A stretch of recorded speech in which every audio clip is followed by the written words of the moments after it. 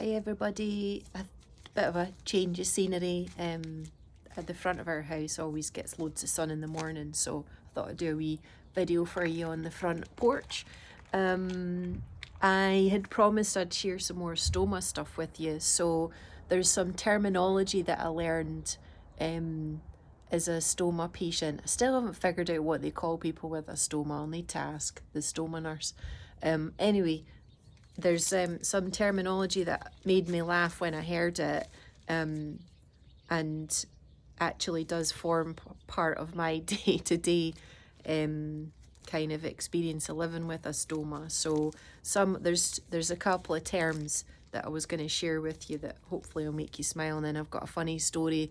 I had my hair chopped this week, and just a very quick funny story from the hairdressers. So the stoma terms, I've got a wee stoma bag here. This is the drainable ones that I've already folded in at the bottom. So when you wear the bag, there's certain terms that they use to describe certain things that can happen. So one of them, which you might have seen through my earlier and most popular video about what happens to my farts now. Why is that the most popular, I wonder? Yeah. So ballooning, which is when the fart goes in the bag, goes like this, which when it's attached to your hip under your clothes is a bit uncomfortable. And if it's particularly ballooned, then you start getting the fear, and you either have to change the bag or drain out the air or whatever it is. So ballooning is one of them.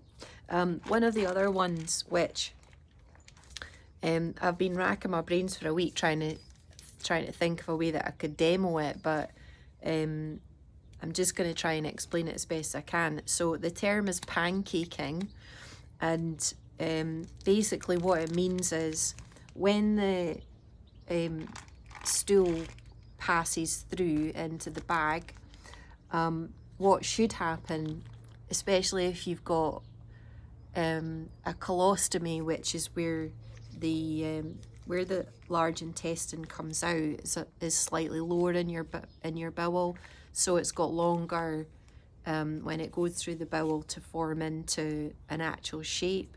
People who have an ileostomy, they have it slightly higher, so their stools haven't had as long to form, so sometimes theirs isn't quite as formed and it comes out a bit more runny. Sorry for the detail, but anyway, so mine's is a colostomy, which is lower, which means that it should come out almost looking like normal poo, and it should come through the hole and drop down to the bottom of the bag, and then you would just empty it or change the bag when you need to. Pancaking is where it comes through the hole, and rather than it dropping down, it sort of hits the plastic barrier, and it goes like that in a circle. And there's little tips and tricks that people with stoma bags, if they get that, they can do things to try and help. So you can rub like a little bit of oil on the inside of the bag. Like once I've cut the hole's bigger, you can apply a little bit of oil, so when the stool comes out, it hits the oil and it just drops down because it's got a bit of lubrication to I guess flow against. But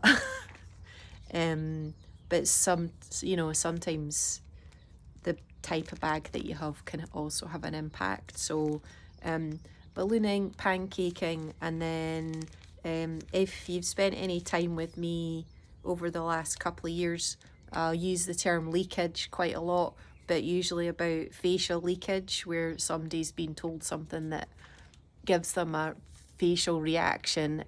Some people are good at hiding their facial leakage and others aren't. But the leakage I'm talking about here is not really very nice.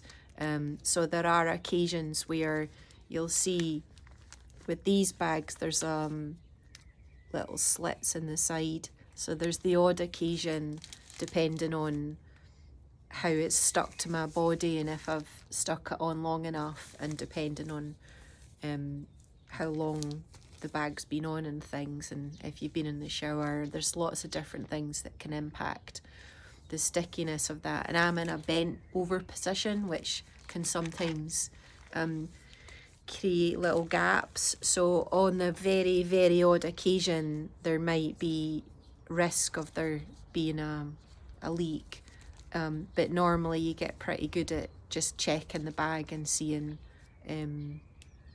any early warning signs, and then you can change it before anything happens. So ballooning, leakage, facial and stoma leakage, and pancaking, that's your 3 new terms for the day when it comes to stoma patients. And my funny story, I was at the hairdresser this week, not seen her since mid-December, so she didn't know anything about what happened, and I hadn't mentioned it when I went in. And she's like an inch away from me cutting my hair on this side, and Marmite the Stoma decides to make an appearance and did the biggest almighty fart basically in like weeks. And I was just like, oh my God, I'm so embarrassed. So I was like, oh, I'm so sorry, Alison. And she went, was that you? I'm thinking, I'm the only person here. Of course it was me, unless it was you. And you didn't know, in which case you've got a problem. So I just was like, yeah, but...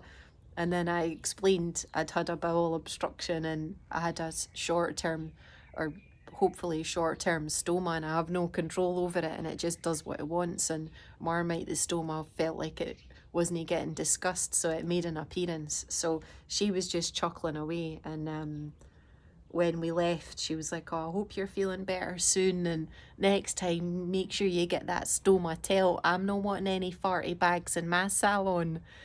So that was my embarrassing / funny moment earlier this week with the hairdresser, who probably thought I was an absolute minger until I explained what was going on. So yeah, that's it. Your education for a Friday, or whenever you're catching up with the video. So I hope you have a great day. The sun is shining in Scotland, so I hope it's shining wherever you are. And yeah, make the most of your day and your weekend if it's either here or it's coming. You know, you only got one life, so make sure you live each day as if it's your last. Seems far more apt for me nowadays than I did when I used to say that before. So yeah, see you later.